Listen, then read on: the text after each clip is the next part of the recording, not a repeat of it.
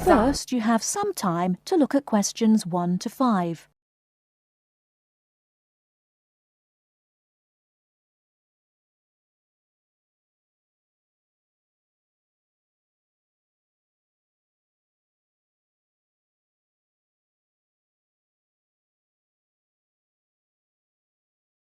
Now we shall begin. You should answer the questions as you listen, because you will not hear the recording a second time. Listen carefully and answer questions 1 to 5. Kingsbury College, can I help you? Oh, hello. I'm ringing to find out about one of your courses. Yes. Is that a daytime or an evening course? Evening. Right. I'll just get a few details from you, if I may. Fine. Could I have your full name, first of all? It's Peter Wright. That's W-R-I-G-H-T. OK. And I don't need to know your exact age, but can you tell me which of these age groups you belong to? 18 to 25, 26 to 35, 36 to 45, or over 45? 18 to 25. Fine. And do you have a job, or are you a full-time student? I'm an accountant. I just do courses in my spare time for interest. OK. Right. And your address, Mr. Wright? It's 11 Forest Road. Forest? Yes. Is that in Kingsbury? Yes, it is. I'm just down the road here. And do you have a phone number? It's 992-471. That's my home number. I haven't got a work number. That's fine. We probably won't need it. Before you hear the rest of the conversation, you have some time to look at questions 6 to 10.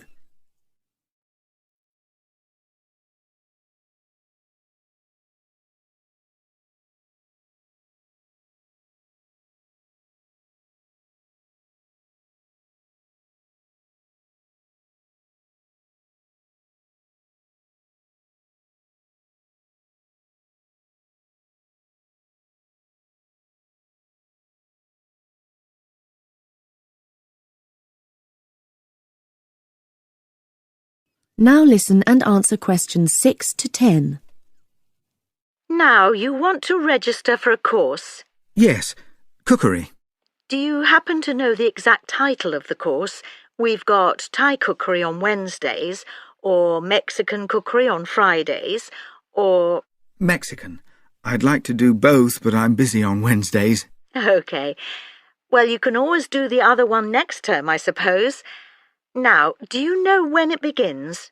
Is it the 26th of March? That's right. And it's £45 in total. That's including the ingredients. How would you like to pay? Card? Cash? Can I send a cheque? You can, yes, as long as it arrives at least 1 week before the start of the course. OK. And I'll just give you a reference number, if you could make a note of it and write it on the back. Yes? It's CZ943. Yes, got that. Good. Well, there's just one last question. Do you have any special requirements that I should make a note of? Yes, there is one thing. I use a wheelchair. Right, so you need to have access for that. OK. Don't worry, your room is on the ground floor and I'll make sure there are no steps involved. We can always put a ramp in. Thanks. So, we look forward to seeing you on the 26th of March.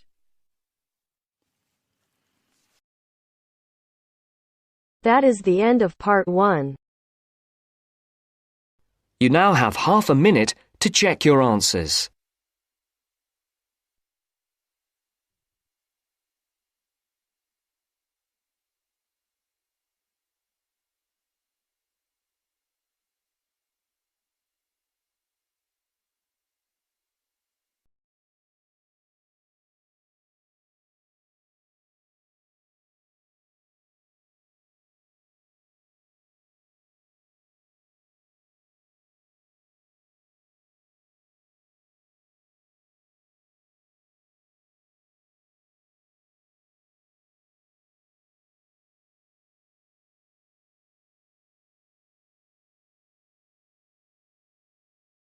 Now turns to part 2. Part 2. You are going to hear a conversation between a student and a driving instructor. First, look at questions 11 to 14.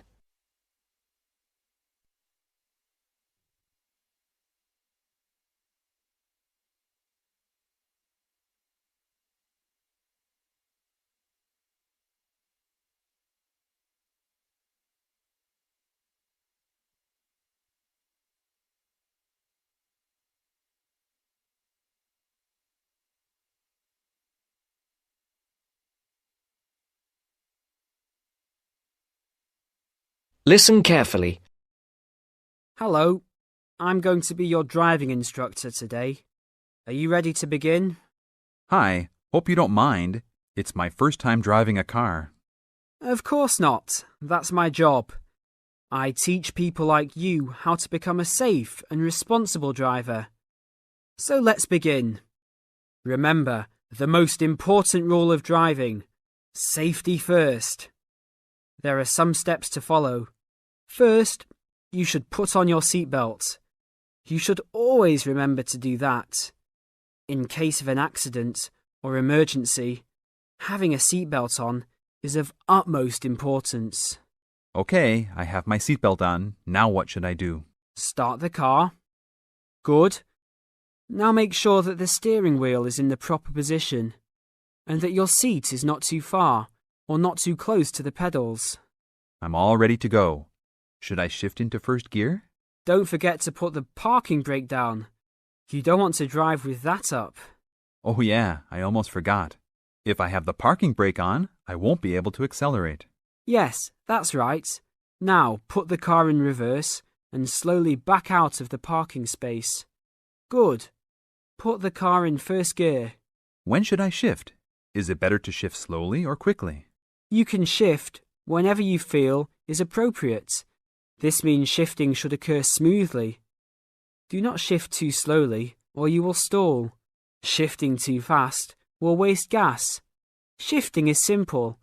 Just remember to shift smoothly. To shift, you will have to push the clutch and then push the gas pedal. Before the broadcast continues, look at questions 15 to 20.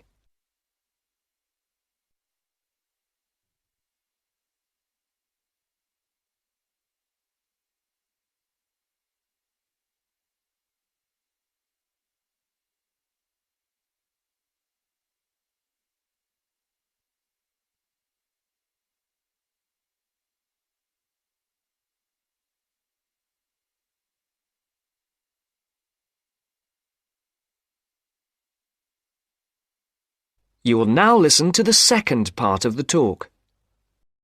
Remember, smoothly is the key to good shifting. Like this? Yes, that's good. Now keep it slow. Don't drive very fast just yet. Be sure to constantly check your mirrors for oncoming traffic. Always be aware of everything that is around you, including 3 important things.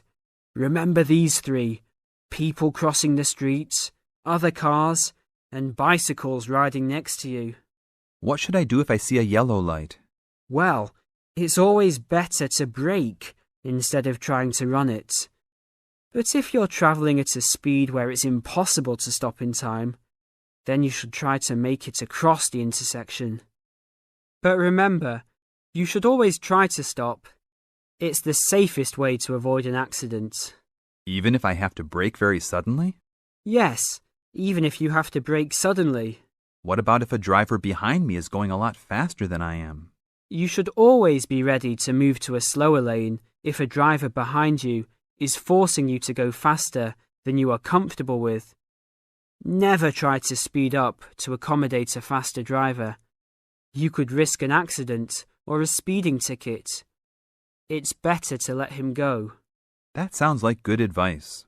Be careful. There is a sharp turn up ahead. Remember to brake before turns. Otherwise, you might flip over if your speed is too high going into a turn. Got it. I know that I should always try to observe all traffic safety. That's right. If safety is not your first priority, it will make driving very dangerous for you and other drivers on the road. Okay, park the car here. You did a great job today for your first day.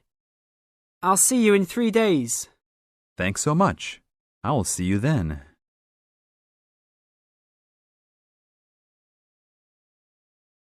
That is the end of part 2.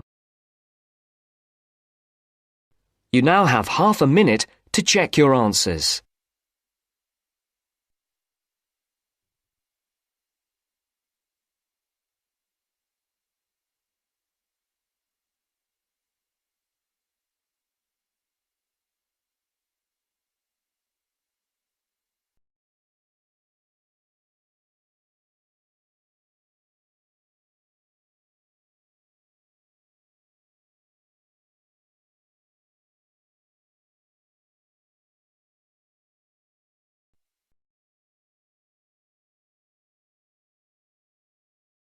Now turns to part 3. Part 3. You'll hear 2 university students discussing a social science lecture they attended. First, you have some time to look at questions 21 to 24.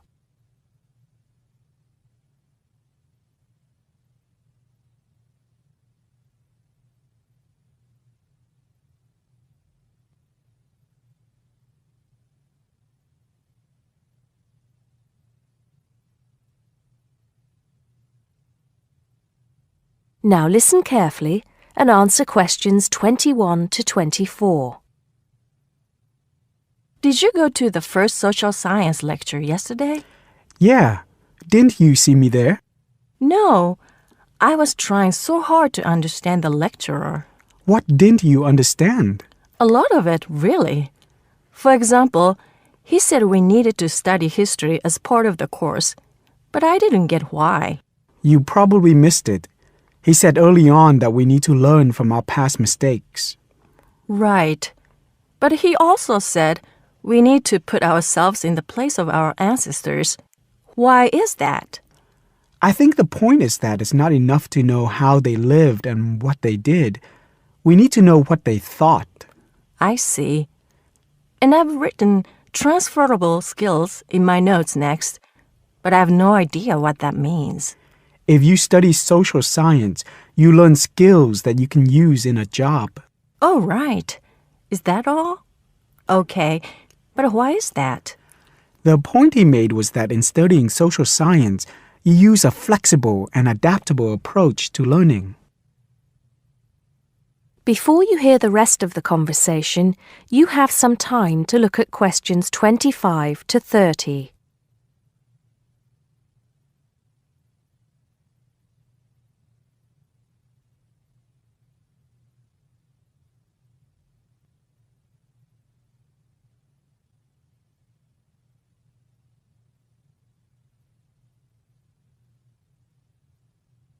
Now listen and answer questions 25 to 30.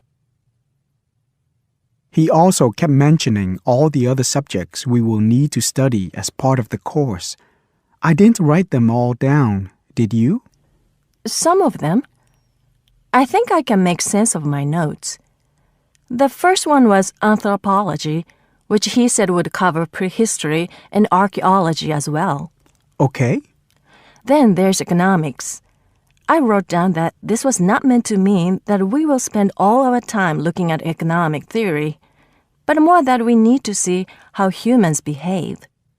That's good. I don't think I could handle economic theory.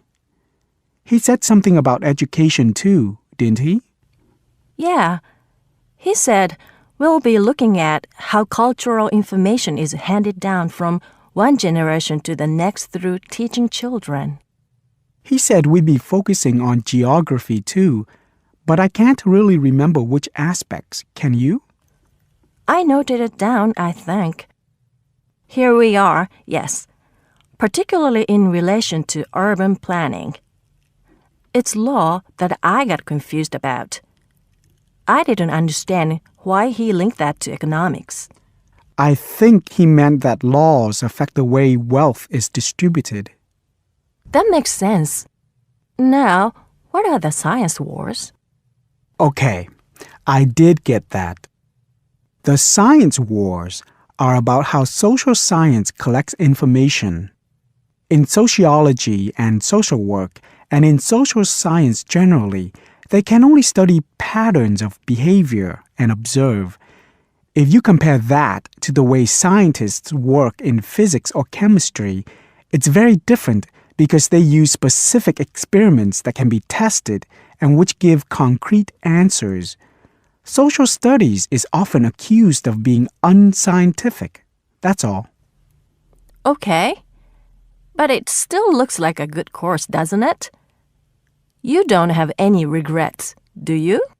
None at all. I'm looking forward to it.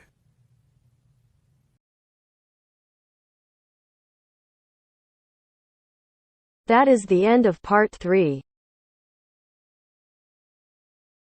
You now have half a minute to check your answers.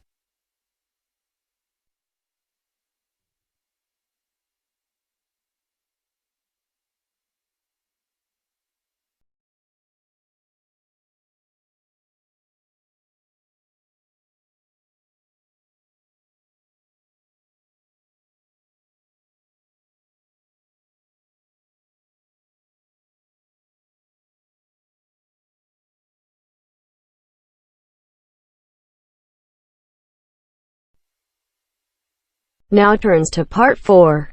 Part 4. You're going to listen to a talk about tea in the UK. First, you have some time to look at questions 31 to 40.